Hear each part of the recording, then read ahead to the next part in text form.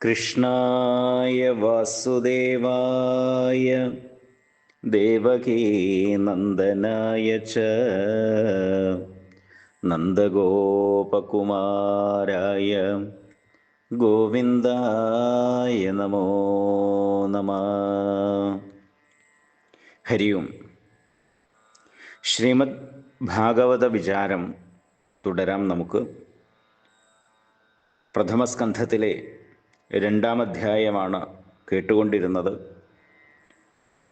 അതിൽ മുഖ്യമായ ഒരു ചോദ്യം അവിടെ ചോദിക്കുകയുണ്ടായി.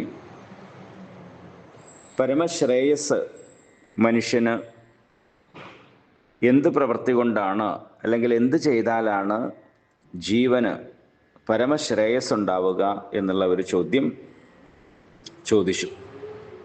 അല്ലെങ്കിൽ മനുഷ്യൻ്റെ പരമമായിട്ടുള്ള കർത്തവ്യം എന്താണ്? നമ്മൾ ഈ ലോകത്ത് ജീവിക്കുന്ന സമയത്ത് പല കാര്യങ്ങളും ചെയ്യുന്നുണ്ടെങ്കിൽ കൂടി ജീവിതം ശ്രേയസ്കരമായി തീരണമെങ്കിൽ, സന്തോഷപൂർണമായി തീരണമെങ്കിൽ, സമാധാനപൂർണമായി തീരണമെങ്കിൽ എന്ത് കാര്യമാണ് ഒഴിച്ചുകൂടാൻ പറ്റാത്തതായി നമ്മുടെ ജീവിതത്തിൽ ഉണ്ടായിരിക്കേണ്ടത്? അതാണ് ചോദ്യത്തിൻ്റെ സാരം. അപ്പം അതിനവിടെ സൂതൻ മറുപടി പറഞ്ഞു, പരമാത്മാവായിരിക്കുന്ന ഭഗവാനിൽ ഭക്തി വളർത്തുക എന്നുള്ളതാണ്. ഒറ്റവാക്കിൽ അതിനുത്തരവും പറഞ്ഞു. അതിനർത്ഥം ഈശ്വരഭക്തിയോടുകൂടി അവരവരുടെ കർത്തവ്യ കർമ്മങ്ങൾ ചെയ്തുകൊണ്ട് ജീവിക്കുക. നമ്മൾ നമ്മുടെ പ്രവൃത്തികൾ ചെയ്യാതെ നമുക്ക് ജീവിക്കാൻ സാധിക്കില്ല. ഓരോരുത്തരും ഓരോ തരത്തിലുള്ള ജോലിയായിരിക്കും ചെയ്യുക. ഏത് തരത്തിലുള്ള ജോലികൾ നാം ചെയ്യുമ്പോഴും അതിൻ്റെ കൂട്ടത്തിൽ ഭഗവത് ഭക്തി കൂടി, ഈശ്വരഭക്തി കൂടി നാം വളർത്തേണ്ടതാണ്. അങ്ങനെ ജീവിച്ചാൽ നമ്മുടെ ജീവിതത്തിൽ ശ്രേയസ് ഉണ്ടാകും, അഭിവൃദ്ധി ഉണ്ടാകും എന്നുള്ളത് പറഞ്ഞു. അതിനുള്ള വഴികളെയും പറഞ്ഞു. ഭക്തി വളർത്തുന്നതോടുകൂടി നമ്മുടെ മനസ്സ് ശുദ്ധമാകും. മനസ്സ് ശുദ്ധമാകുന്ന സമയത്ത് നമ്മുടെ തമോ ഗുണവും രജോ ഗുണവും നീങ്ങി സത്വഗുണം വർദ്ധിക്കും. സത്വഗുണം വർദ്ധിക്കുന്ന സമയത്ത് നമ്മുടെ ചിന്തകൾ ശുദ്ധമായി തീരും, ധർമ്മത്തിലേക്ക് നമ്മുടെ മനസ്സ് തിരിയും എന്നെല്ലാം പറഞ്ഞു. അതിനുശേഷം വീണ്ടും തുടരുന്നു. അതായത് വിവേകികളായിട്ടുള്ള ആളുകൾ അന്ധക്കരണ ശുദ്ധിക്ക് വേണ്ടി എപ്പോഴും ഭഗവാനായിരിക്കുന്ന വാസുദേവനിൽ ഭക്തിയെ വളർത്തിക്കൊണ്ടിരിക്കുന്നു. അതുപോലെ ജീവിതത്തിൽ ശ്രേയസ് ആഗ്രഹിക്കുന്ന ആളുകൾ ഈശ്വരനിൽ ഭക്തി വളർത്തിക്കൊണ്ട് ജീവിക്കേണ്ടതാണ് എന്ന് പറഞ്ഞു. തുടർന്ന് പറയുകയാണ്, രജസ്, സത്വം, തമസ്, ഈ 3 ഗുണങ്ങളും പ്രകൃതിയുടേതാണ്. സൃഷ്ടിസ്ഥിതി സംഹാരങ്ങൾക്ക് വേണ്ടി ഈ 3 ഗുണങ്ങളിലൂടെ പരമപുരുഷനായിരിക്കുന്ന ആ ഭഗവാൻ തന്നെയാണ് ബ്രഹ്മാവ്, മഹാവിഷ്ണു, ശിവൻ, ഈ 3 പേരുകളിലും പ്രകാശിച്ചു കൊണ്ടിരിക്കുന്നത്. ഇവിടെ വാസുദേവൻ എന്ന് പറയുന്നത് നേരത്തെ പറഞ്ഞു, വിവേകികൾ ശുദ്ധമായിട്ടുള്ള അല്ലെങ്കിൽ മനഃശുദ്ധിക്ക് വേണ്ടിയിട്ട് ആ വാസുദേവനിൽ ഭക്തി വളർത്തുന്നു എന്ന് പറഞ്ഞ സമയത്ത് വാസുദേവൻ എന്ന് പറഞ്ഞു കഴിഞ്ഞാൽ ശ്രീകൃഷ്ണ ഭഗവാനാണ് എന്ന് ധരിക്കരുത്. ശ്രീകൃഷ്ണനെ നാം വാസുദേവൻ എന്ന് വിളിക്കാറുണ്ട്, വസുദേവരുടെ പുത്രനായതുകൊണ്ട്. എന്നാൽ ഇവിടെ വാസുദേവൻ എന്ന് പ്രയോഗിച്ചിരിക്കുന്നത് പ്രപഞ്ചം മുഴുവൻ നിറഞ്ഞിരിക്കുന്ന പരമാത്മാവ് എന്ന അർത്ഥത്തിലാണ്.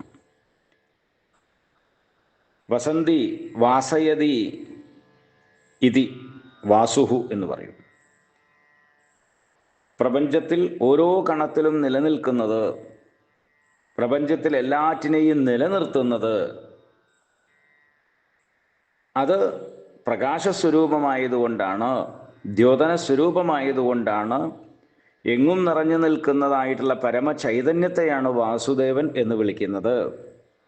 ആ പരമാത്മാവിൻ്റെ 3 ഗുണങ്ങൾക്കനുസരിച്ചിട്ടുള്ള ഭാവമാണ് ബ്രഹ്മാവ്, വിഷ്ണു, ശിവൻ എന്നിങ്ങനെ പറയുന്നത്. മനസ്സിൽ സത്വഗുണം വളർന്നു കഴിഞ്ഞാൽ മാത്രമേ ജ്ഞാനമുണ്ടാവൂ. അതുകൊണ്ടാണ് സത്വഗുണത്തിലൂടെ പ്രകടമായിത്തീരുന്ന വിഷ്ണു ഭഗവാനെ മുമുക്ഷുക്കൾ ഭജിക്കുന്നത്. വിഷ്ണു ഭഗവാനെ ഭജിക്കുക എന്ന് പറയാൻ കാരണം ഈ സത്വഗുണ പ്രധാനിയാണ് വിഷ്ണു ഭഗവാൻ എന്നുള്ളതുകൊണ്ട്. സത്വഗുണം വർദ്ധിക്കുമ്പോഴാണ് നമ്മുടെ ബുദ്ധിയും ശുദ്ധമായി തീരുന്നത്, വേണ്ട രീതിയിൽ പ്രവർത്തനക്ഷമമായി തീരുന്നത്. അതുകൊണ്ടാണ് അങ്ങനെ പറയുന്നത്. അരണി കടയുന്ന സമയത്ത് ആദ്യം പുകയും പിന്നീട് തീപ്പൊരികളും ഒടുവിൽ അഗ്നി ഉണ്ടാകുന്നു. പുകയേക്കാളും ശ്രേഷ്ഠമാണ് തീപ്പൊരികൾ, അതിനേക്കാളും ശ്രേഷ്ഠമായിട്ടുള്ളതാണ് അഗ്നി. അതുപോലെ തമോ ഗുണത്തെക്കാളും ശ്രേഷ്ഠമാണ് രജോ ഗുണം, അതിനേക്കാളും ഉത്കൃഷ്ടമായിട്ടുള്ളതാണ് സത്വഗുണം. സത്വഗുണം വളരുന്നതിന് വേണ്ടി മഹർഷിമാർ പണ്ട് മുതൽക്ക് തന്നെ സത്വഗുണപ്രധാനിയായിട്ടുള്ള വിഷ്ണു ഭഗവാനെ ഭജിച്ചു വരുന്നുണ്ട്. അവരുടെ ആ മാർഗത്തെ പിന്തുടരുന്നവർക്കും സത്വഗുണം വളർന്ന് ജ്ഞാനമുണ്ടാകും. അതുകൊണ്ട് മോക്ഷപ്രാപ്തിയെ ആഗ്രഹിക്കുന്നവർ രജോ ഗുണ തമോ ഗുണ ദേവതകളെ ആശ്രയിക്കാതെ ശ്രീനാരായണനെയും അവിടുത്തെ ശാന്തങ്ങളായ അവതാരങ്ങളെയും ഉപാസിച്ചു വരുന്നു. രജോ ഗുണപ്രധാനികളും തമോ ഗുണപ്രധാനികളുമാണ് സമ്പത്ത്, ഐശ്വര്യം, സന്തതി, കീർത്തി ഇവയൊക്കെ ആഗ്രഹിച്ച് പിതൃക്കൾ, ഭൂതങ്ങൾ, പ്രജാപതികൾ ഇവയൊക്കെ ആരാധിക്കുന്നത്. അപ്പം ഇവിടെ വിഷ്ണു ഭജനം ശ്രേഷ്ഠമാണ് എന്ന് പറയാൻ കാരണം ഇത് വൈഷ്ണവമായിട്ടുള്ളൊരു പുരാണമായതുകൊണ്ടാണ്. അവരവരുടെ ഇഷ്ടദേവതാരൂപത്തിൽ ആ പരമാത്മാവ് തന്നെയാണ് നിലകൊള്ളുന്നത് എന്ന ചിന്തയോടുകൂടി ഏത് ദേവതയെയും നമുക്ക് ഭജിക്കാവുന്നതാണ്. അതൊരു ഗുരുനാഥൻ്റെ ഉപദേശപ്രകാരം ചെയ്യുന്നതാണ് ഉത്തമം. എന്നിട്ടിവിടെ പറയുന്നു, വേദങ്ങളാകട്ടെ, യാഗങ്ങളാകട്ടെ, യോഗങ്ങളാകട്ടെ, കർമ്മങ്ങളാകട്ടെ, ജ്ഞാനമാകട്ടെ, തപസ്സാകട്ടെ, ധർമ്മമാകട്ടെ, ഇവയൊക്കെ ആ വാസുദേവനാകുന്ന പരമലക്ഷ്യത്തെ മുൻനിർത്തിയാണ് ഉപദേശിക്കുന്നത് അല്ലെങ്കിൽ പ്രവർത്തിക്കുന്നത്. സർവവ്യാപിയും നിർഗുണനുമായിട്ടുള്ള ഭഗവാൻ വാസുദേവൻ തന്നെയാണ് കാര്യകാരണ സ്വരൂപേണ വിളങ്ങുന്ന തൻ്റെ മായ കൊണ്ട് ഈ പ്രപഞ്ചത്തെ ആദിയിൽ സൃഷ്ടിച്ചത്. സൃഷ്ടിക്കപ്പെട്ട എല്ലാ ശരീരങ്ങളിലും പ്രവേശിച്ച് ഗുണകാര്യങ്ങളായ ബുദ്ധി, മനസ്സ്, ശരീരം ഇവയിൽ അഭിമാനമുള്ളവനെ പോലെ തോന്നപ്പെടുന്ന ജീവനും ഭഗവാൻ തന്നെയാണ്. എന്നാൽ പരമാർത്ഥത്തിൽ അഭിമാനമില്ലാത്തവനും വിജ്ഞാനം കൊണ്ട് വർദ്ധിച്ചവനുമാണ് ഭഗവാൻ. അഗ്നി വിറകിൻ്റെ ആകൃതിയിൽ പ്രകടമായി തീരുന്നത് പോലെയാണ് പരമാത്മാവായിട്ടുള്ള ഭഗവാൻ ശരീരങ്ങളിൽ അവയുടെ ഉച്ചനീചത്വമനുസരിച്ച് ജീവസ്വരൂപേണ ശ്രേഷ്ഠനായിട്ടും നികൃഷ്ടനായിട്ടും തോന്നപ്പെട്ടുകൊണ്ടിരിക്കുന്നത്. അഗ്നിക്ക് പ്രത്യേകിച്ച് ആകൃതിയില്ല. അഗ്നിക്ക് രൂപമുണ്ട്, എന്നാൽ അഗ്നിക്ക് പ്രത്യേകിച്ച് ആകൃതി, വലിപ്പ ചെറുപ്പങ്ങളൊന്നുമില്ല. ചെറിയ ഒരു ഉപാധി വിറകിൽ പ്രകാശിക്കുമ്പോൾ അഗ്നി ചെറുതായിട്ട് തോന്നും. അതേസമയം വലിയൊരു വിറക് കൂനയാണ് കത്തുന്നതെങ്കിൽ വലിയതായിട്ടുള്ള അഗ്നി ഉണ്ടാവും. അത് അഗ്നിയുടെ വലിപ്പ ചെറുപ്പമല്ല, ആ ഉപാധികൾക്കനുസൃതമായിട്ടുള്ളതാണ്. ഇതുപോലെ തന്നെയാണ് പരമാത്മാവായിരിക്കുന്ന ഭഗവാൻ ജീവരൂപത്തിൽ ശരീരത്തിൽ പ്രകടമാകുന്നത്. ആ പരമാത്മാവ് തന്നെയാണ് മമൈവാംശോ ജീവലോകേ ജീവഭൂത സനാതനമായിരിക്കുന്ന പരമചൈതന്യം തന്നെയാണ് ജീവനായി പ്രകാശിക്കുന്നത്. അത് ഉപാധികൾക്കനുസൃതമായിട്ടാണ് വ്യത്യാസമാകുന്നത് എന്നും പറഞ്ഞു. ആകാശം, വായു, അഗ്നി, ജലം, ഭൂമി എന്നീ പഞ്ചഭൂതങ്ങൾ, കാത്, ത്വക്ക്, കണ്ണ്, നാവ്, മൂക്ക് എന്നീ ജ്ഞാനേന്ദ്രിയങ്ങൾ, വാക്ക്, കയ്യ്, കാല്, പായു, ഉപസ്ഥം ഇങ്ങനെയുള്ള കർമ്മേന്ദ്രിയങ്ങൾ, മനസ്സ് ഇവ കൊണ്ട് സൃഷ്ടിക്കപ്പെട്ട ശരീരങ്ങളിൽ ജീവസ്വരൂപേണ പ്രവേശിച്ച് ശബ്ദസ്പർശ രൂപരസഗന്ധങ്ങളെ അനുഭവിക്കുന്നതും പരമാത്മാവായിരിക്കുന്ന ഭഗവാൻ തന്നെയാണ്. ലോകത്തെ അഭിവൃദ്ധിപ്പെടുത്തുന്ന ഭഗവാൻ തന്നെയാണ് ദേവന്മാർ, മനുഷ്യർ, മൃഗങ്ങൾ ഇങ്ങനെ പല സ്വരൂപങ്ങളിൽ അവതരിച്ച് സത്വഗുണം കൊണ്ട് ലോകത്തെ പരിപാലിച്ചു വരുന്നതും. ഇങ്ങനെ പറഞ്ഞുകൊണ്ടാണ് 2-ാം അധ്യായം ഉപസംഹരിക്കുന്നത്. ഭാഗവതത്തിൻ്റെ പ്രാരംഭമാണ്. അപ്പം അതുകൊണ്ട് ഈ പ്രപഞ്ചത്തെക്കുറിച്ച് പറയേണ്ടത് അനിവാര്യമാണ്. അല്ലെങ്കിൽ ആരാണ് ഈശ്വരൻ, ആരാണ് ജീവൻ തുടങ്ങിയിട്ടുള്ള കാര്യങ്ങളെ സാങ്കേതികമായിട്ട് സംക്ഷിപ്തമായിട്ട് സൂചിപ്പിക്കേണ്ടത് ആവശ്യമാണ്. കാരണം ഇതിൻ്റെ വിസ്തൃതമായിട്ടുള്ള ഭാഗങ്ങളാണ് പിന്നീട് വരാൻ പോകുന്നത്. അപ്പം അതുകൊണ്ട് ജീവൻ ആരാണ്, ഈശ്വരൻ ആരാണ് തുടങ്ങിയ കാര്യങ്ങളെല്ലാം ഇവിടെ സംക്ഷിപ്തമായിട്ട് സൂചിപ്പിച്ചു. 3-ാം അധ്യായമാണ് പിന്നീട് വരുന്നത്. 3-ാം അധ്യായത്തിൽ ഭഗവാന്റെ അവതാരങ്ങളെക്കുറിച്ച് സൂചിപ്പിക്കുകയാണ് ചെയ്യുന്നത്. നേരത്തെ ശൗനകാദി മഹർഷിമാർ ചോദിച്ച ചോദ്യത്തിൽ ഭഗവാന്റെ അവതാരങ്ങൾ ഏതൊക്കെയാണ് എന്നുള്ള ചോദ്യം ഉണ്ടായിരുന്നു. അപ്പോൾ അതിന് മറുപടി പറയുന്നു. ആദിയിൽ ഈ ലോക സൃഷ്ടിക്ക് വേണ്ടി ഭഗവാൻ മഹത്തത്വം, അഹങ്കാരതത്വം, ശബ്ദം, സ്പർശം, രൂപം, രസം, ഗന്ധം ഇവയിൽ നിന്നുണ്ടായിട്ടുള്ള 16 കലകളോടുകൂടിയ വിരാട് സ്വരൂപത്തെ സ്വീകരിച്ചു. നമ്മുടെ 5 ജ്ഞാനേന്ദ്രിയങ്ങൾ, കാത്, ത്വക്ക്, കണ്ണ്, നാവ്, മൂക്ക്, ഈ ജ്ഞാനേന്ദ്രിയങ്ങൾ, വാക്ക്, കയ്യ്, കാല്, പായു, ഉപസ്ഥം ഇങ്ങനെയുള്ള കർമ്മേന്ദ്രിയങ്ങൾ, ആകാശം, വായു, അഗ്നി, ജലം, ഭൂമി എന്നീ പഞ്ചഭൂതങ്ങൾ, മനസ്സ് ഇവയാണ് 16 കലകൾ. പ്രപഞ്ചാകൃതിയിൽ പ്രകടമായി തീരുന്ന പരമാത്മാവിനെയാണ് വിരാട് പുരുഷൻ എന്ന് പറയുന്നത്. വിരാട് പുരുഷനെ തന്നെയാണ് ആദിനാരായണൻ എന്നും പറഞ്ഞു വരുന്നത്. പ്രളയജലത്തിൽ യോഗനിദ്രയിൽ ശയിച്ചിരുന്ന ആദിനാരായണന്റെ നാഭിയിലെ താമരപ്പൂവിൽ നിന്നാണ് ലോകസൃഷ്ടാവായിട്ടുള്ള ബ്രഹ്മാവ് ഉദ്ഭവിച്ചത്. വിരാട് പുരുഷന്റെ അവയവങ്ങളെ കൊണ്ടാണ് 14 ലോകങ്ങൾ കൽപ്പിക്കപ്പെട്ടത്. പാതാളം, രസാതലം, മഹാതലം, തലാതലം, സുതലം, വിതലം, അതലം ഇങ്ങനെ താഴേന്ന് തുടങ്ങുന്നു. അല്ലെങ്കിൽ ഭൂമിക്ക് താഴെയായിട്ട് പറയുമ്പോൾ അതലം, വിതലം, സുതലം, തലാതലം, മഹാതലം, രസാതലം, പാതാളം ഇങ്ങനെ ഭൂമിക്ക് താഴെയും പിന്നെ ഭൂലോകവും, ഭൂമിക്ക് മീതെ അന്തരീക്ഷം, സ്വർഗം, മഹർലോകം, ജനലോകം, തപോലോകം, സത്യലോകം ഇങ്ങനെയാണ് 14 ലോകങ്ങൾ. രജോ ഗുണത്തിൻ്റെയും തമോ ഗുണത്തിൻ്റെയും സ്പർശമില്ലാത്ത ശുദ്ധ സത്വഗുണം കൊണ്ടാണ് ഭഗവാൻ വിരാട് സ്വരൂപം സ്വീകരിച്ചിട്ടുള്ളത്. ആയിരക്കണക്കിന് കൈകൾ, കാലുകൾ, മുഖങ്ങൾ, ശിരസ്സുകൾ, കണ്ണുകൾ, നാസികകൾ ഇവയോടുകൂടിയ ഈ വിരാട് സ്വരൂപത്തെ യോഗികൾ ധ്യാനത്താൽ ഏകാഗ്രമാക്കി തീർത്ത ബുദ്ധി കൊണ്ട് അറിയുന്നു. മറ്റുള്ള അവതാരങ്ങൾക്കൊക്കെ കാരണഭൂതമാണ് ഭഗവാന്റെ വിരാട് സ്വരൂപം. വിരാട് പുരുഷന്റെ അംശാംശങ്ങളിൽ നിന്നാണ് ദേവന്മാരും മനുഷ്യരും മൃഗങ്ങളും മറ്റു ജീവജാലങ്ങളും ഒക്കെ ഉണ്ടാകുന്നത്. അപ്പോൾ ആദ്യത്തെ അവതാരം എന്നുള്ളത് ഈ പ്രപഞ്ചരൂപത്തിൽ വിരാട് പുരുഷനായിട്ടാണ് എന്ന് പറഞ്ഞു. വിരാട് പുരുഷനായ ഭഗവാൻ സനകൻ, സനന്ദനൻ, സനാതനൻ, സനൽകുമാരൻ ഇങ്ങനെയുള്ള 4 സ്വരൂപത്തിൽ അവതരിച്ചു. മറ്റുള്ളവർക്ക് അനുഷ്ഠിക്കാൻ പ്രയാസമായിട്ടുള്ള നൈഷ്ഠിക ബ്രഹ്മചര്യത്തെ ആചരിക്കുകയും ചെയ്തു. അപ്പോൾ സനകാദികളായിട്ടാണ് ഭഗവാന്റെ ആദ്യത്തെ അവതാരം, അല്ലെങ്കിൽ രണ്ടാമത്തെ വിരാട് സ്വരൂപം കഴിഞ്ഞതിന് ശേഷമുള്ള ആദ്യത്തെ അവതാരം. പിന്നീട് രണ്ടാമതായിട്ട് രസാതലത്തിലേക്ക് താഴ്ന്നു പോയതായിട്ടുള്ള ഭൂമിയെ ഉയർത്തിക്കൊണ്ടുവരാനായിട്ട് യജ്ഞേശ്വരനായിരിക്കുന്ന ഭഗവാൻ വരാഹ അവതാരം സ്വീകരിച്ചു. ഇതാണ് രണ്ടാമത്തെ അവതാരം. മൂന്നാമതായിട്ട് നാരദ മഹർഷിയായി അവതരിച്ച് നാരദ പഞ്ചരാത്രം എന്ന ശാസ്ത്രത്തെ ലോകത്തിന് ഉപദേശിച്ചു. കർമ്മവാസനകളെ നശിപ്പിക്കുന്നതിനുള്ള സുഗമമായ അനുഷ്ഠാനങ്ങളെയൊക്കെ അതിൽ പ്രതിപാദിച്ചിട്ടുണ്ട്. നാലാമത്തേതായിട്ട് ധർമ്മപ്രജാപതിയുടെയും ദക്ഷൻ്റെയും മകളായ മൂർത്തിയുടെയും പുത്രന്മാരായുള്ള നരനാരായണ അവതാരമാണ് നാലാമതായിട്ട് വന്നിട്ടുള്ളത്.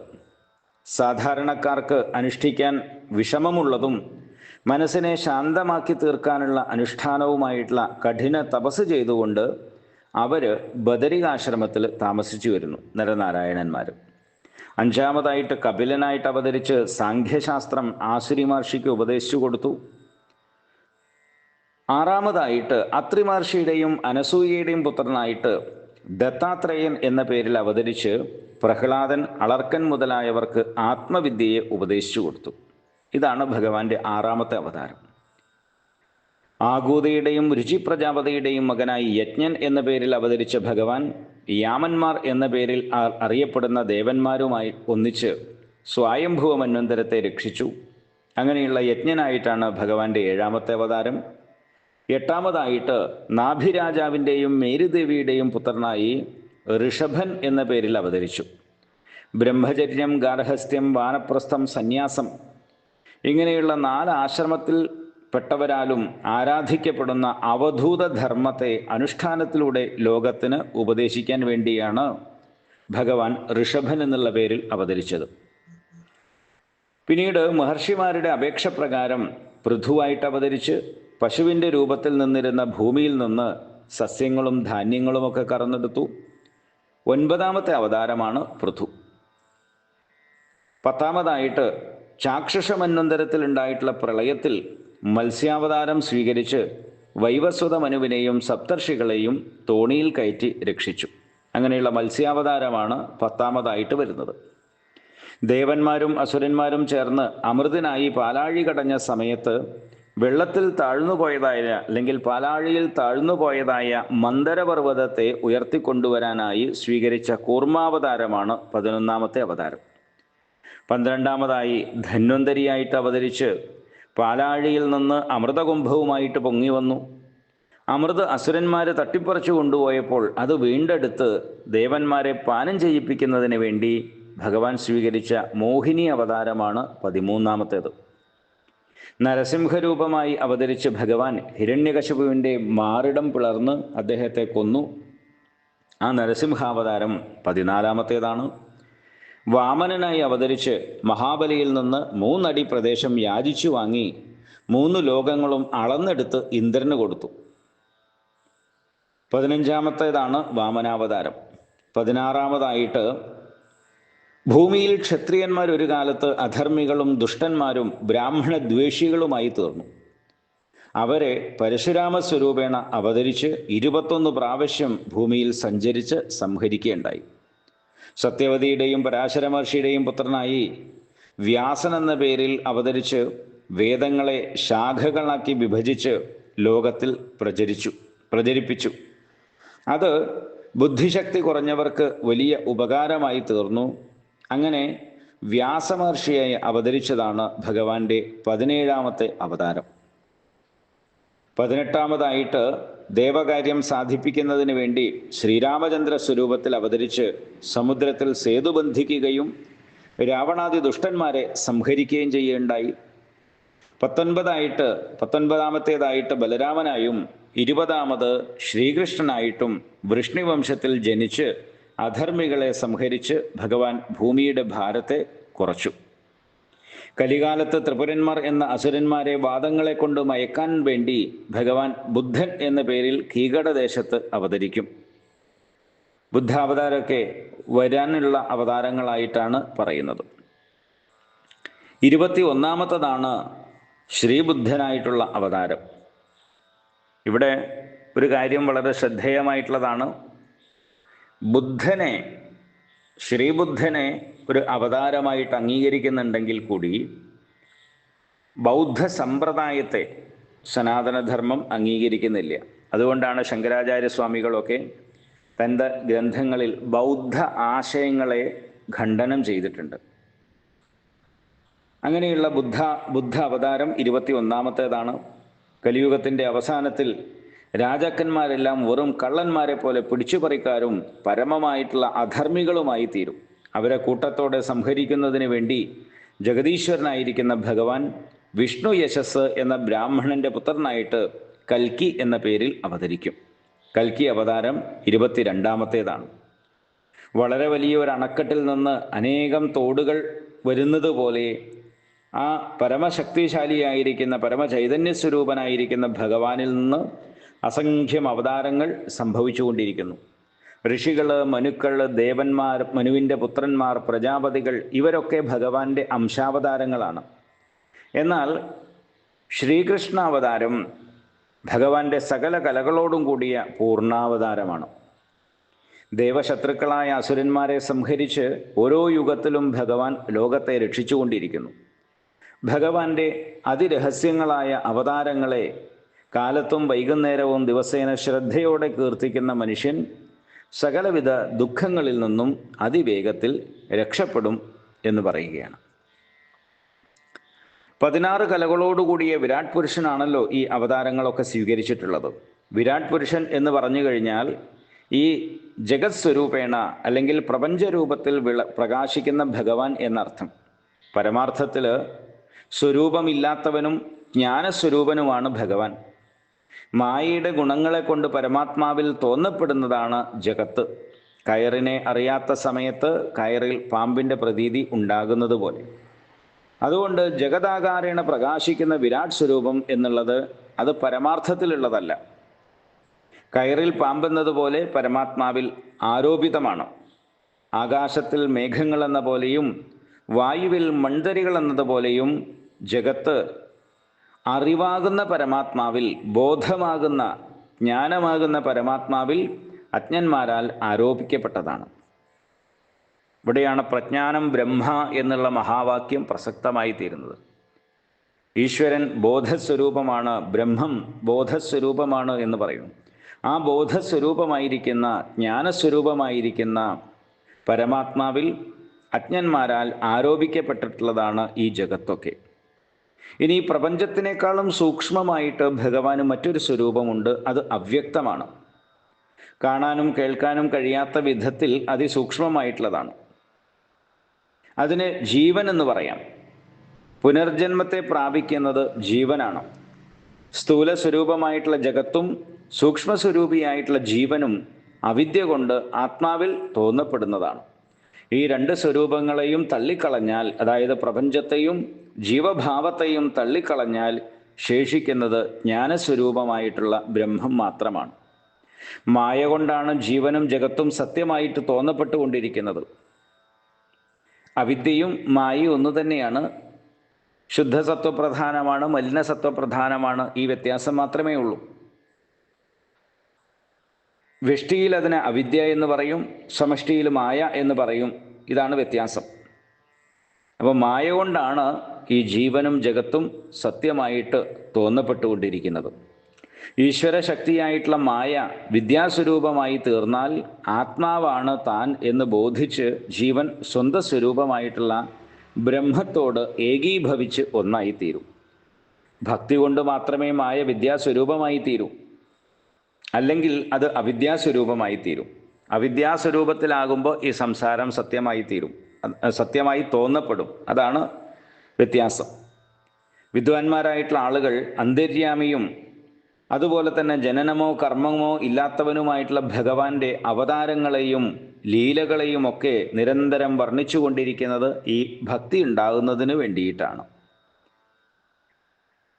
ഒരിക്കലും പാഴായി തീരാത്ത ലീലകളോടുകൂടിയ ഭഗവാൻ ലോകത്തെ സൃഷ്ടിച്ച് രക്ഷിച്ച് സംഹരിക്കുന്നു.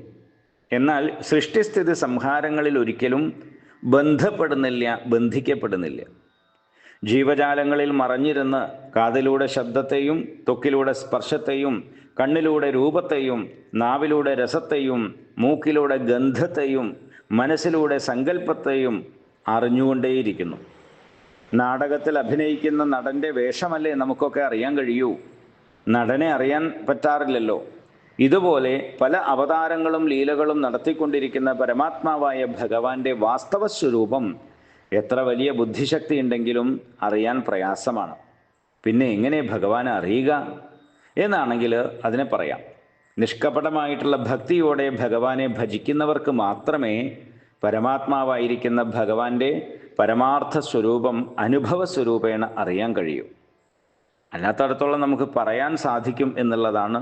അങ്ങനെയാണ് ഇങ്ങനെയാണെന്നെല്ലാം പറയാൻ പറ്റും.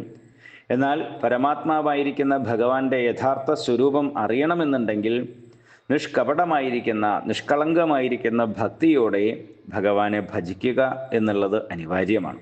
ശൗനകാദി ഋഷികളെ, അഖില ലോകങ്ങൾക്കും ഏകനാഥനായിരിക്കുന്ന ഭഗവാൻ വാസുദേവനിൽ ഇങ്ങനെ ഉറച്ച ഭക്തിഭാവം നിങ്ങൾക്കുണ്ടായല്ലോ. അതുകൊണ്ട് തന്നെ നിങ്ങൾ ധന്യരാണ്. ഞാൻ ഇനി നിങ്ങളെ കേൾപ്പിക്കാൻ പോകുന്നത് വേദത്തിന് തുല്യമായ ഭാഗവത പുരാണമാണ്. അജ്ഞാനത്തെ നശിപ്പിക്കുന്ന കീർത്തിയോടുകൂടിയ ഭഗവാന്റെ ചരിത്രങ്ങളാണ് ഇതിലുള്ളത്. ലോകർക്ക് പരമശ്രേയസ്സായിരിക്കുന്ന മോക്ഷാനുഭൂതി സാധിക്കാൻ വേണ്ടിയാണ് വ്യാസമഹർഷി ഇതിനെ നിർമ്മിച്ചത്. വ്യാസൻ ഈ പുരാണത്തെ സ്വന്തം പുത്രനും ആത്മജ്ഞാനികളിൽ ശ്രേഷ്ഠനുമായിരിക്കുന്ന ശ്രീശുക ബ്രഹ്മർഷിയെ പഠിപ്പിച്ചു. എല്ലാ വേദങ്ങളുടെയും ഇതിഹാസങ്ങളുടെയൊക്കെ സാരത്തെ സംഗ്രഹിച്ചിട്ടുള്ളതാണ് ശ്രീമദ് ഭാഗവതം. മഹർഷിമാരുടെ സാന്നിധ്യത്തിൽ ഗംഗാതീരത്ത് പ്രായോപവേശം ചെയ്തുകൊണ്ടിരുന്നതായിട്ടുള്ള പരീക്ഷിത്ത് മഹാരാജാവിന് ശ്രീശുക മഹർഷി ഈ ഭാഗവതത്തെ ഉപദേശിച്ചു. മരിക്കുന്നത് വരെ ജലപാനം പോലും ഉപേക്ഷിച്ച് ഈശ്വര സ്മരണയോടെ ഇരിക്കുന്ന ഒരു വ്രതത്തെയാണ് പ്രായോപവേശം എന്ന് പറയുന്നത്. ശ്രീശുക ബ്രഹ്മർഷി പരീക്ഷത്തിന് ഭാഗവതം ഉപദേശിക്കുന്നതായ ആ സന്ദർഭത്തിൽ ഞാനും, അതായത് സൂതൻ, ഗംഗാതീരത്തിൽ ഉണ്ടായിരുന്നു. ശ്രീശുക ബ്രഹ്മർഷിയുടെ അനുഗ്രഹത്താൽ അത് കേൾക്കാനുള്ള ഭാഗ്യം എനിക്കുണ്ടായി. എനിക്ക് ഗ്രഹിക്കാൻ കഴിഞ്ഞതുപോലെ എൻ്റെ ബുദ്ധിശക്തിക്കനുസരിച്ച് അത് ഞാൻ നിങ്ങൾക്കും പറഞ്ഞു തരാം. ധർമ്മത്തോടും ജ്ഞാനത്തോടും കൂടി ഭഗവാൻ ശ്രീകൃഷ്ണൻ അന്തർധാനം ചെയ്തതോടെ ലോകത്തിലെല്ലാവരും അജ്ഞാന അന്ധകാരത്തിൽ മുഴുകിപ്പോയി. അവരുടെ അജ്ഞാനമാകുന്ന അന്ധകാരത്തെ നശിപ്പിക്കാൻ വേണ്ടി ഉദിച്ചുയർന്നിട്ടുള്ള ജ്ഞാനസൂര്യനാണ് ശ്രീമദ് ഭാഗവതം. അത് ഞാൻ നിങ്ങളെ കേൾപ്പിക്കാം എന്ന് പറഞ്ഞുകൊണ്ടാണ് ഈ അധ്യായം, 3-ാമത്തെ അധ്യായവും ഉപസംഹരിക്കുന്നത്. ഇവിടെ പ്രധാനമായിട്ടുള്ള ചില കാര്യങ്ങൾ സൂചിപ്പിക്കുന്നു. ഒന്നാമതായിട്ട് ഭാഗവതത്തിൽ പറയേണ്ടതും അറിയേണ്ടതുമായ സകല കാര്യങ്ങളെയും ഇവിടെ സൂചിപ്പിച്ചു. ആരാണ് ഈശ്വരൻ? എന്താണ് ജീവൻ? ജീവൻ്റെ പരമലക്ഷ്യം എന്താണ്? എങ്ങനെയാണ് അത് പ്രാപിക്കാൻ സാധിക്കുക? എന്തുകൊണ്ട് ഈ പ്രപഞ്ചം അല്ലെങ്കിൽ സംസാരം സത്യമായി തോന്നുന്നു? ജീവൻ വാസ്തവത്തിൽ ആരാണ്? ജീവൻ്റെ സ്വരൂപം എന്താണ്? ഇതെല്ലാം ഇവിടെ പ്രതിപാദിച്ചു കഴിഞ്ഞു. അറിയാനുള്ള മുഖ്യമായിട്ടുള്ള കാര്യം ഇതാണല്ലോ. നിഷ്കളങ്ക ഭക്തി കൊണ്ട് മാത്രമേ നമുക്ക് ഈശ്വര സ്വരൂപത്തെ അറിയാനും അറിഞ്ഞ് അത് അനുഭവവേദ്യമാക്കി തീർക്കാനും സാധിക്കൂ എന്നുള്ളത് പറഞ്ഞു. ഒപ്പം മറ്റുള്ള ചോദ്യങ്ങൾക്കും ഇവിടെ മറുപടി പറയേണ്ടായി. പരമശ്രേയസ് എന്താണെന്നുള്ള ചോദ്യമുണ്ടായിരുന്നു. ഭഗവാൻ ആരാണ് എന്ന് ചോദിച്ചു. വാസുദേവനാണ് ഭഗവാൻ എന്ന് പറഞ്ഞു. ആ ഭഗവാന്റെ അവതാരങ്ങൾ ഏതെല്ലാമാണെന്ന് ചോദിച്ചു. 22 അവതാരങ്ങൾ ഭഗവാൻ സ്വീകരിച്ചിട്ടുണ്ട് എന്നുള്ളതിനെക്കുറിച്ച് പറഞ്ഞു. ആദ്യം പ്രപഞ്ചരൂപത്തിൽ വിരാട് സ്വരൂപനായിട്ട്, വിരാട് പുരുഷനായിട്ട് അവതരിച്ചു. പിന്നീട് സനകാദികൾ മുതൽ ഇങ്ങോട്ട് കൽക്കി അവതാരം വരെ 22 അവതാരങ്ങളിലൂടെ പറഞ്ഞു. അതിൽ സവിശേഷമായിട്ടുള്ളതാണ് ശ്രീകൃഷ്ണാവതാരം എന്നുള്ളത് പറഞ്ഞു. ഇനി ആ ശ്രീകൃഷ്ണാവതാരത്തിലെ ലീലകളെക്കുറിച്ചിട്ട് പറയാൻ പറഞ്ഞിട്ടുണ്ട്, അത് പിന്നീട് പറയും. എങ്കിലും ശ്രീകൃഷ്ണാവതാരം സവിശേഷമായിട്ടുള്ളതാണെന്ന് പറഞ്ഞു.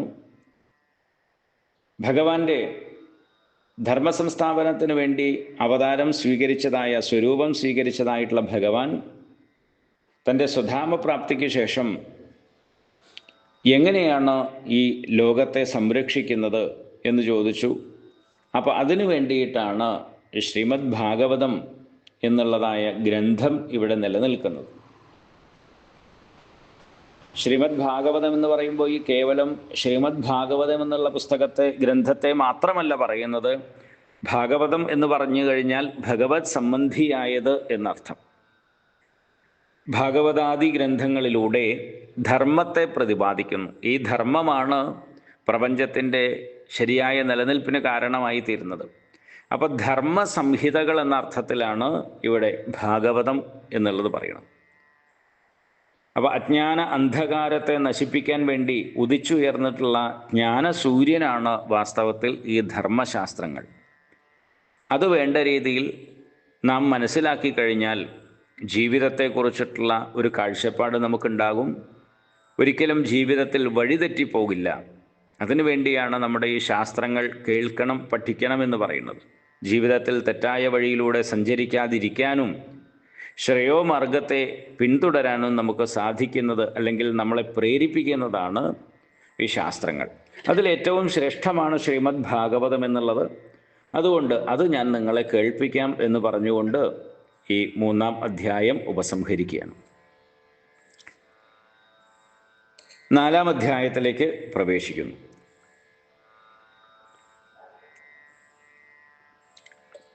ഇനി മുതൽ നമുക്ക് കഥകളിലൂടെ സഞ്ചരിക്കാം. ഇപ്പോൾ ഇതുവരെ ഭാഗവതത്തിൻ്റെ കാമ്പായിട്ടുള്ള കാര്യങ്ങളാണ് പ്രതിപാദിച്ചത്. ഭാഗവതം എന്നുള്ളത് കൊണ്ട് തന്നെ മനസ്സിലാക്കാനുള്ളതായ അതിൻ്റെ ഏറ്റവും ഉൾക്കാമ്പായിട്ടുള്ള കാര്യങ്ങളാണ് ഇതുവരെ ഈ 2 അധ്യായങ്ങളിലൂടെ പ്രതിപാദിച്ചത്, അല്ലെങ്കിൽ 3 അധ്യായങ്ങളിലൂടെ പറഞ്ഞത്. വീണ്ടും 4-ാമത്തെ അധ്യായത്തിൽ വ്യാസമഹർഷിയുടെ ആ ഒരു ശോകത്തെ, വിഷണ്ണതയാണ് ഇവിടെ അറിയിപ്പിക്കുന്നത്. അപ്പോൾ സൂതനെ അഭിനന്ദിച്ചുകൊണ്ട് ശൗനക മഹർഷി പറഞ്ഞു, ഭാഗ്യശാലിയായിട്ടുള്ള സൂത, ശ്രീശുകൻ ഉപദേശിച്ച ഭാഗവതത്തെ ഞങ്ങൾക്ക് പറഞ്ഞു തരൂ. അപ്പോൾ ഭാഗവതം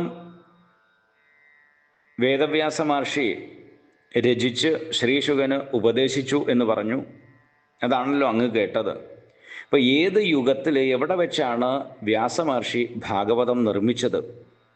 ആരുടെ പ്രേരണയാണ് അതിന് കാരണമായി തീർന്നത്?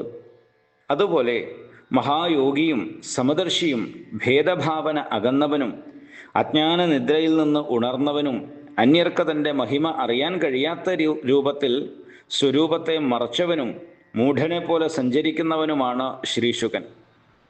അദ്ദേഹത്തിൻ്റെ മഹിമയെക്കുറിച്ചിട്ട് പറയുന്നത്, ഒരിക്കൽ ശ്രീശുകനും വ്യാസനും, അതായത് അച്ഛനും മകനും, ദേവലോകത്ത് മന്ദാകിനി നദിയുടെ തീരത്തിലൂടെ സഞ്ചരിക്കുകയായിരുന്നു. ശുകൻ അല്പം മുമ്പിലാണ്, വ്യാസമഹർഷി ലേശം പുറകിലാണ് സഞ്ചരിച്ചു കൊണ്ടിരുന്നത്. രണ്ടുപേരും അങ്ങനെ പോയിക്കൊണ്ടിരുന്ന സമയത്ത് ഈ വ്യാസമഹർഷി ആ നദിയുടെ തീരത്തെത്തിയ സമയത്ത് ആ നദിയിൽ കുളിച്ചുകൊണ്ടിരുന്നതായിട്ടുള്ള ദേവസ്ത്രീകളൊക്കെ പരിഭ്രമിച്ച് കരയ്ക്ക് കയറി അവരവരുടെ വസ്ത്രങ്ങളൊക്കെ എടുത്ത് ധരിച്ചു. നാമമാത്രമായിട്ടുള്ള വസ്ത്രങ്ങളൊക്കെ ധരിച്ചായിരിക്കാം അവർ ആ നദിയിൽ ജലക്രീഡ അല്ലെങ്കിൽ കുളിച്ചുകൊണ്ടിരുന്നത്. വ്യാസമഹർഷി വന്ന് കയറിയ സമയത്ത് അവർ വേഗം പരിഭ്രമിച്ച്, ഒരു അന്യപുരുഷൻ വരുന്ന സമയത്ത് സ്വാഭാവികമായിട്ടും സ്ത്രീകൾക്ക് ലജ്ജയുണ്ടാവും. അപ്പോൾ അവർ കരയ്ക്ക് കയറി വസ്ത്രമൊക്കെ എടുത്ത് ധരിച്ച് അവിടെ നിന്നു. എന്നിട്ട് വ്യാസമഹർഷിയെ വണങ്ങി. ഇത് കണ്ട സമയത്ത് വ്യാസമഹർഷിക്ക് അത്ഭുതം തോന്നി. അദ്ദേഹം അവരോട് ചോദിച്ചു, അല്ല, നിങ്ങൾ എന്താണ് ഈ കാണിച്ചത്? എൻ്റെ മകനായിട്ടുള്ള ശുകൻ വളരെ ചെറുപ്പമാണ്, സുന്ദരനായിട്ടുള്ളതാണ്. ശുകനെ കുറിച്ചിട്ട് പറയുന്ന അദ്ദേഹം വസ്ത്രം പോലും ധരിക്കാത്തവനാണ് എന്നുള്ളതാണ്. അങ്ങനെ അവധൂത ഭാവത്തിൽ സഞ്ചരിക്കുന്ന ഒരാളാണ്. അപ്പോൾ അദ്ദേഹം ചെറുപ്പമായിട്ടുള്ളതാണ്, കാണാൻ നല്ല സുന്ദരനായിട്ടുള്ള ഒരാളാണ്, വസ്ത്രം പോലും ധരിക്കാത്തവനാണ്. ആ ശുകൻ അല്പം മുമ്പ് ഇതിൽ നടന്നുപോയി. എൻ്റെ മുമ്പിലായതുകൊണ്ട് എനിക്ക് ഉറപ്പിച്ച് പറയാമല്ലോ നടന്നു പോയിട്ടുണ്ട് എന്നുള്ളത്. അപ്പോൾ എൻ്റെ മുൻപേ അവൻ നിങ്ങളുള്ളതായിട്ടുള്ള ഈ വഴിയിലൂടെ നടന്നുപോയി. അപ്പോൾ നിങ്ങൾക്ക് യാതൊരു ലജ്ജയും തോന്നിയില്ല. ആ ശുകൻ നിങ്ങളുടെ മുമ്പിലൂടെ പോയ സമയത്ത് നിങ്ങൾക്ക് യാതൊരു ലജ്ജയും തോന്നിയില്ല. എന്നാൽ അത്രയ്ക്കൊന്നും സൗന്ദര്യമില്ലാത്തവനും വസ്ത്രം ധരിച്ചവനുമാണ് ഞാൻ. മാത്രമല്ല കുറേ പ്രായമുള്ള ഒരാളും കൂടിയാണ്. അങ്ങനെയുള്ള എന്നെ കണ്ടപ്പോൾ നിങ്ങൾ ലജ്ജിതകളായി തീരാൻ എന്താണ് കാരണം എന്ന് ഈ വേദവ്യാസ മഹർഷി ആ ദേവസ്ത്രീകളോട് ചോദിക്കുകയാണ്. അപ്പോൾ ചോദ്യം കേട്ട സമയത്ത് ആ സ്ത്രീകൾ മറുപടി പറഞ്ഞു, അങ്ങ് ഈ ചോദിച്ചത് തന്നെയാണ് അതിന് കാരണം എന്നുള്ളതാണ്. അതായത് അങ്ങേക്ക് സ്ത്രീ പുരുഷ ഭേദം തോന്നത്തക്ക വിധത്തിൽ മനസ്സ് വികസിച്ചിട്ടുണ്ട്. സ്ത്രീ പുരുഷ ഭേദം, ഇത് സ്ത്രീയാണ് പുരുഷനാണ് എന്നൊക്കെ തോന്നുന്ന രീതിയിൽ അങ്ങയുടെ മനസ്സ് വിഷയത്തിൽ വികസിച്ചിരിക്കുകയാണ്. എന്നാൽ അങ്ങയുടെ മകനായിട്ടുള്ള ശുകനാകട്ടെ ജ്ഞാനത്തിലുള്ള ദൃഢനിഷ്ഠ കൊണ്ട് ആ ഭേദഭാവന അകന്നവനാണ്.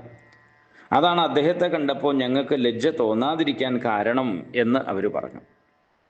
ശ്രീശുകൻ പോയ സമയത്ത് പ്രത്യേകിച്ച് അവർക്കൊന്നും തോന്നിയില്ല. ലജ്ജ എന്നുള്ളത് നമ്മുടെ മനസ്സിൽ തോന്നുന്നതാണല്ലോ. അപ്പോൾ ഈ മനസ്സിന് വളരെയധികം ബന്ധമുണ്ടെന്നുള്ളതാണ്. മനസ്സുകൾ പരസ്പരം കണക്റ്റഡ് ആണ്. നമ്മുടെ മനസ്സിൽ സ്നേഹമുണ്ടായിരിക്കുന്ന സമയത്ത് തൊട്ടടുത്ത ആളുടെ മനസ്സിലും ആ സ്നേഹത്തിൻ്റെ ഒരു സ്ഫുരണമുണ്ടാവും. അതുകൊണ്ടാണ് മഹാത്മാക്കളുടെയൊക്കെ സന്നിധികളിൽ എല്ലാവരും ശാന്തരും സ്നേഹപൂർണരും, അവർക്ക് വല്ലാത്ത കുളിർമ അനുഭവപ്പെടുന്നതും. കാരണം ആ മഹാത്മാക്കളുടെ മനസ്സ് ഭഗവാനുമായിട്ട് ബന്ധപ്പെട്ടതുകൊണ്ട് ആനന്ദസ്വരൂപിയായിട്ടുള്ള ആ ഭഗവാനുമായിട്ട് ബന്ധപ്പെട്ടതുകൊണ്ട് നിത്യം ആ ആനന്ദം അനുഭവിക്കുന്ന ആളുകളാണ് മഹാത്മാക്കൾ. അവരുടെ സന്നിധിയിൽ നമ്മൾ എത്തുന്ന സമയത്ത് അവരുടേതായിട്ടുള്ള ആ മനസ്സിൻ്റെ ശാന്തി, സുഖം നമുക്കും ലഭ്യമായിത്തീരുന്നു. എന്നാൽ വളരെ ക്രോധിയായിട്ടുള്ള ഒരാളുടെ സന്നിധിയിലേക്ക് നമ്മൾ എത്തുകയാണെന്നുണ്ടെങ്കിൽ, വളരെ ക്രോധത്തോടു കൂടി നിൽക്കുന്ന ഒരു ആളുടെ അടുത്താണ് നമ്മൾ കുറച്ച് സമയം ഇരിക്കുന്നതെന്നുണ്ടെങ്കിൽ നമ്മുടെ മനസ്സ് അസ്വസ്ഥമാകാൻ തുടങ്ങും. നമുക്കവിടെ ആ ഒരു ശാന്തത, ഒരു മഹാത്മാവിൻ്റെ അടുത്ത് പോയിരിക്കുന്നതായിട്ടുള്ള ഒരു ശാന്തത നമ്മൾ എത്ര കണ്ണടച്ചിരുന്നു കഴിഞ്ഞാലും നമ്മുടെ മനസ്സിന് ലഭ്യമാകില്ല. കാരണം ആ മനസ്സുകളുടെ ഒരു വൈബ്രേഷൻ എന്ന് പറയുന്നത് അങ്ങനെയാണ്.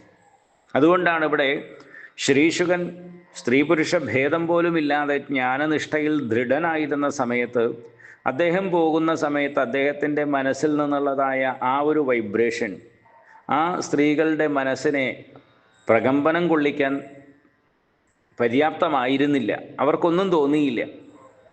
എന്നാൽ വേദവ്യാസ മഹർഷി അങ്ങനെയല്ല, ഭേദഭാവം ഉള്ള ആളായതുകൊണ്ട്, കാരണം ഭേദഭാവം ഉള്ളത് കൊണ്ടാണല്ലോ ഈ ശാസ്ത്രം രചിക്കാനും ലോകത്തിന് നന്മ ചെയ്യണം എന്നൊക്കെയുള്ള തോന്നലുണ്ടാകുന്നത്. അത് അദ്ദേഹത്തിൻ്റെ അവതാരത്തിൻ്റെ ഒരു ഭാഗമായിട്ടുള്ളതാണ്. കാരണം വേദവ്യാസ മഹർഷിയും ഭഗവാന്റെ ഒരു അവതാരമായിട്ടാണ് സൂചിപ്പിച്ചിട്ടുള്ളത്, അംശാവതാരമായിട്ട്. അപ്പോൾ അത് അദ്ദേഹത്തിൻ്റെ അവതാര ഉദ്ദേശമായതുകൊണ്ട് അത് അദ്ദേഹത്തിന് ദോഷം ചെയ്യാത്തതാണ്. എങ്കിലും ഇവിടെ പറയുന്നു, അങ്ങയുടെ മനസ്സിൽ ആ ഭേദഭാവന ഉള്ളതുകൊണ്ടാണ് അത് ഞങ്ങൾക്കും അനുഭവപ്പെട്ടത്, അതുകൊണ്ടാണ് ഞങ്ങൾ വസ്ത്രം ധരിക്കാൻ കാരണം എന്ന് പറയുന്നു. ഈ കഥ പറഞ്ഞത് എന്തിനു വേണ്ടിയിട്ടാണെന്ന് ചോദിച്ചു കഴിഞ്ഞാൽ, ശ്രീശുക മഹർഷിയുടെ ജ്ഞാനത്തിൻ്റെ ദൃഢതയെക്കുറിച്ചിട്ട് പറയാൻ വേണ്ടിയിട്ടാണ്. അദ്ദേഹത്തിൻ്റെ ആ ധ്യാനത്തിൻ്റെ അല്ലെങ്കിൽ തപസ്സിൻ്റെ മഹിമയെയും നിഷ്ഠയെയും കുറിച്ച് പറയാൻ വേണ്ടിയാണ് ഈ കാര്യങ്ങൾ പറഞ്ഞത്. എന്നിട്ട് ഈ ശൗനകാദി മഹർഷിമാർ ചോദ്യം തുടരുകയാണ്. അപ്പോൾ അത്രയും ശ്രേഷ്ഠനായിട്ടുള്ള ശ്രീശുക മഹർഷിയെ പരീക്ഷത്തിന് കാണാനും തിരിച്ചറിയാനും കഴിഞ്ഞത് എങ്ങനെയാണ്? കാരണം അദ്ദേഹം ഭ്രാന്തനെ പോലെയും ജഡനെ പോലെയും മൂകനെ പോലെയും ഒക്കെ സഞ്ചരിക്കുന്നവനാണ്. അങ്ങനെയുള്ള അദ്ദേഹം എങ്ങനെയാണ് ഇവിടെ ഭാഗവതം ഉപദേശിച്ചത്? രാജർഷിയായിട്ടുള്ള പരീക്ഷത്തും ശ്രീശുക മഹർഷിയും തമ്മിൽ സംവാദം എന്ന് പറഞ്ഞു കഴിഞ്ഞാൽ പരസ്പരം സംഭാഷണം. അതെങ്ങനെയാണ് ഉണ്ടായത്? കാരണം സംവാദം എന്ന് പറഞ്ഞു കഴിഞ്ഞാൽ ഇന്നിപ്പോൾ നമ്മൾ പെട്ടെന്ന് കേൾക്കുമ്പോൾ തർക്ക വിതർക്കങ്ങൾ എന്നാണല്ലോ മനസ്സിലാക്കുക. അങ്ങനെയല്ല, പരസ്പര സംഭാഷണം എന്നുള്ളതാണ്. സംവദിക്കുക, സമ്യക്കായിട്ട് വധിക്കുക, ഇതാണ് സംവാദം എന്ന് പറയുന്നത്. ഗുരു ശിഷ്യ സംവാദം, അതായത് സംശയങ്ങൾ ചോദിക്കുക, അതിനെ നല്ല രീതിയിൽ പറഞ്ഞു കൊടുക്കുക, മനസ്സിലാക്കിക്കുക, ഇതാണ് സംവാദം എന്ന് പറയുന്നത്. മറ്റത് വിവാദമാണ്, സംവാദമല്ല. ഇപ്പോൾ പലപ്പോഴും വിവാദത്തെയാണ് നമ്മൾ സംവാദം എന്ന് പറയുന്നത്. കാരണം വിരുദ്ധമായിട്ടുള്ള വാദങ്ങളിലൂടെ തർക്കമുന്നയിക്കുക, അതാണ് വിവാദം എന്ന് പറയുന്നത്.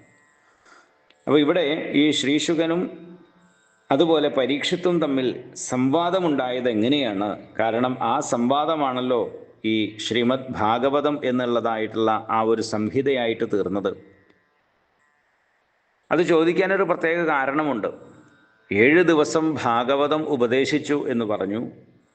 ഈ ശ്രീശുകൻ്റെ ഒരു പ്രത്യേകത എന്ന് പറയുന്നത്, ഭിക്ഷയ്ക്ക് വേണ്ടിയിട്ട് അദ്ദേഹം ഒരു ഗൃഹത്തിൽ ചെന്ന് കഴിഞ്ഞാൽ ഒരു പശുവിനെ കറക്കുന്ന അത്രയും അല്പസമയം മാത്രമേ അവിടെ നിൽക്കാറുള്ളൂ എന്നാണ് പറയുന്നത്. ഭിക്ഷയ്ക്ക് വേണ്ടിയിട്ട് ഏതെങ്കിലും വീട്ടിൽ പോവും, അങ്ങനെയാണല്ലോ. അദ്ദേഹം പരിവ്രാജനം ചെയ്യുകയാണ്. പരിവ്രാജനം ചെയ്തുകൊണ്ടിരിക്കുന്നതായിട്ടുള്ള അദ്ദേഹത്തിന് എന്തെങ്കിലും ഭക്ഷണം വേണമെങ്കിൽ അതിന് ഭിക്ഷ കഴിക്കുക എന്ന് പറയും. സന്യാസിമാർക്കൊക്കെ ഭിക്ഷാന്നം എന്ന് പറഞ്ഞിട്ടുണ്ട്. ഏതെങ്കിലും വീട്ടിൽ പോയിട്ട് നാരായണ ഹരി എന്ന് പറഞ്ഞ് അവിടെ നിന്ന് കഴിഞ്ഞാൽ ഗൃഹസ്ഥരുടെ കടമയാണ് സന്യാസിമാർക്ക് ഭിക്ഷ നൽകണം എന്നുള്ളത്, ഭക്ഷണം കൊടുക്കുക. അല്ലെങ്കിൽ ചിലർ ഭക്ഷണത്തിനുള്ള സാധനങ്ങൾ കൊടുക്കും, അങ്ങനെയൊക്കെയുണ്ട്. അപ്പോൾ ഏതാണെങ്കിലും എത്ര സമയം ആ വീട്ടിൽ ചെലവഴിക്കാറുണ്ടെന്ന് ചോദിച്ചു കഴിഞ്ഞാൽ, ഒരു പശുവിനെ കറക്കുന്ന സമയം, അങ്ങനെ ഒരു നിയമമുണ്ട്. കാരണം ഭിക്ഷയ്ക്ക് ചെല്ലുന്ന സമയത്ത് ഗൃഹസ്ഥർ അവിടെ എന്തെങ്കിലും ജോലി ചെയ്തുകൊണ്ടിരിക്കുകയാണെന്നുണ്ടെങ്കിൽ പെട്ടെന്നത് നിർത്തിവെച്ചിട്ട് വരാൻ സാധിക്കില്ല.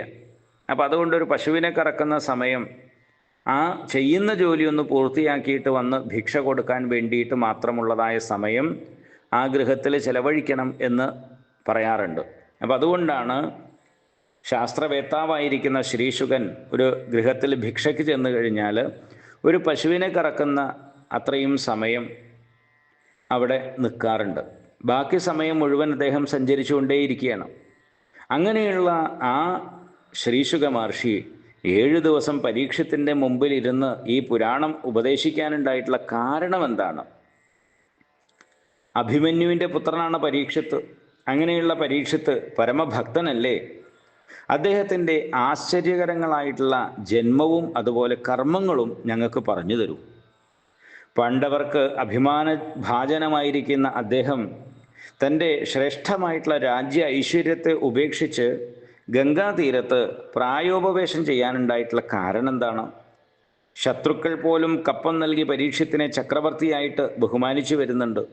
അങ്ങനെയുള്ള വീരശൂര പരാക്രമിയായ അദ്ദേഹം ഉപേക്ഷിക്കാൻ വളരെ പ്രയാസമായിട്ടുള്ള രാജ്യത്തെയും ഐശ്വര്യത്തെയും ഒക്കെ തൻ്റെ യൗവനപ്രായത്തിൽ തന്നെ ഉപേക്ഷിക്കാൻ എന്താണ് കാരണം? അതുകൊണ്ട് അങ്ങനെയാണല്ലോ പ്രായോപവേശം ചെയ്തത്. അപ്പോൾ ഈ രാജ്യപദവിയൊക്കെ ഉപേക്ഷിച്ച് പ്രായോപവേശം ചെയ്യാൻ എന്താണ് കാരണം എന്നാണ് ചോദിക്കുന്നത്. ഭഗവത് ഭക്തന്മാർ അവർക്ക് ആവശ്യമില്ലെങ്കിലും ലോക നന്മയ്ക്ക് വേണ്ടി ദീർഘകാലം ജീവിച്ചിരിക്കേണ്ടവരാണ്. കാരണം അവരെ കൊണ്ട് ലോകത്തിന് നന്മയേ ഉള്ളൂ, ജനങ്ങൾക്ക് ശ്രേയസ്സേ ഉണ്ടാവൂ. അങ്ങനെയുള്ള ആളുകൾ ദീർഘകാലം ജീവിച്ചിരിക്കേണ്ടത് ആവശ്യമാണ്. പ്രജകളുടെ ശ്രേയസ്സിനും ഐശ്വര്യത്തിനും ഇതുപോലെയുള്ള രാജാക്കന്മാർ അത്യാവശ്യമാണ്. ഭക്തിയുള്ള വീരശൂര പരാക്രമികളായിട്ടുള്ള സജ്ജനങ്ങളായിട്ടുള്ള ഭരണകർത്താക്കളാണ് രാജ്യത്തിന് ആവശ്യം. അപ്പോൾ മറ്റുള്ളവർക്ക് അത്യന്തം പ്രയോജനകരമായിട്ടുള്ള ശരീരത്തെ ഈ പരീക്ഷത്ത് പ്രായോപവേശത്തിലൂടെ ഉപേക്ഷിക്കാൻ കാരണമെന്താണ്? ഞങ്ങളുടെ ഈ സംശയങ്ങൾക്കൊക്കെ അങ്ങ് സദയം മറുപടി പറഞ്ഞു തരണം എന്ന് പറയുന്നു. ഇവിടെ ഭാഗവതത്തിൻ്റെ തുടർച്ചയ്ക്കുള്ളതായിട്ടുള്ള അല്ലെങ്കിൽ തുടർ പ്രസ്താവങ്ങൾക്കുള്ള ചോദ്യങ്ങളാണ് ഉന്നയിച്ചത്. ഗംഗാതീരത്ത് വെച്ച് പ്രായോപവേശം ചെയ്തതായിട്ടുള്ള പരീക്ഷത്തിന് ശ്രീശുകൻ ഭാഗവതം ഉപദേശിച്ചു കൊടുത്തു എന്ന് പറഞ്ഞ ആ ഒരു പോയിന്റിൽ നിന്നാണ് ഇത്രയും ചോദ്യങ്ങൾ ചോദിക്കുന്നത്. എങ്ങനെയാണ് ശ്രീശുകൻ ഭാഗവതം ഉപദേശിച്ചത്? കാരണം അത്രയും ജ്ഞാനനിഷ്ഠനായിരുന്നു. പരീക്ഷിത്ത് ആരാണ്? എന്താണ് അദ്ദേഹം ഈ രാജ്യം ഉപേക്ഷിക്കാൻ കാരണം? തുടങ്ങിയിട്ടുള്ള ആ ചോദ്യങ്ങളാണ് തുടർന്നുള്ള പ്രസ്താവങ്ങൾക്ക് കാരണമായി തീരുന്നത്. ബാക്കി ഭാഗങ്ങൾ നമുക്ക് അടുത്ത ക്ലാസ്സിൽ കേൾക്കാം. ഹരി ഓം.